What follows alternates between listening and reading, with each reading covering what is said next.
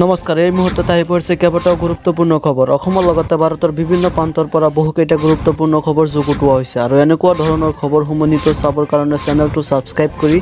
ভিডিঅ'টোত এটা লাইক কৰি উৎসাহিত কৃষক শ্ৰমিকসকলে লাভ কৰিব ৩৫,০০০ টকাৰ পেঞ্চন শ্ৰমিক কৃষকসকললৈ সুখবৰ পিছপৰা লোকসকলৰ বাবে মোদী চৰকাৰৰ বিশেষ আঁচনি প্ৰতি বছৰে কৃষক শ্ৰমিকসকলে লাভ কৰিব ৩৫,০০০ কোটি টকা PM কিষাণ মানধন আঁচনিৰ অধীনত লাভ কৰিব এই পেঞ্চন ৬০ বছৰ বয়সৰ পাছত কৃষকসকলে লাভ কৰিব ৩৫,০০০ কোটি টকা আঁচনিৰ জৰিয়তে ৬০ বছৰ ঊৰ্ধ্বৰ কৃষকৰ একাউণ্টত প্ৰতি মাহে জমা হ'ব ৩,০০০ কোটি টকা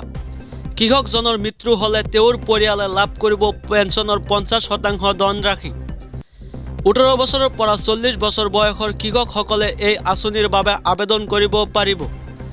আঁচনিৰ ধন পাবলৈ প্ৰতি মাহে ৫৫ টকাৰ পৰা ২০০ টকালৈকে জমা কৰিব লাগিব বেংক একাউণ্টত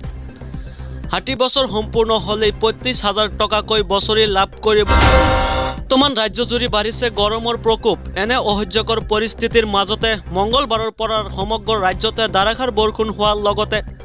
ঠায়ে ঠায়ে বতাহ ধুমুহা অহাৰো আগজাননী দিয়া হৈছে বতৰ বিজ্ঞানীসকলৰ মতে ৰাজ্যত কাইলৈৰ পৰা প্ৰায় এসপ্তাহ ধৰি ঠায়ে ঠায়ে বৰষুণৰ লগতে বতাহ ধুমুহা অহাৰ সম্ভাৱনা আছে ফলত বৰষুণত ৰাজ্যত হ্ৰাস পাব তাপমাত্ৰা মঙলবাৰে সৰ্বোচ্চ তাপমাত্ৰা ২৯ ডিগ্ৰী চেলছিয়াছ হোৱাৰ বিপৰীতে সৰ্বনিম্ন ২৩ ডিগ্ৰী চেলছিয়াছলৈকে হ্ৰাস পোৱাৰ সম্ভাৱনা আছে আনহাতে বৰ্তমান সকলোকে আতংকিত কৰি তুলিছে সামুদ্ৰিক ঘূৰ্ণী অহনীয়ে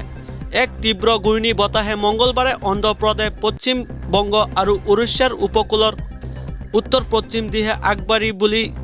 পৰমাণু কৰিছে বতৰ বিজ্ঞানীসকলে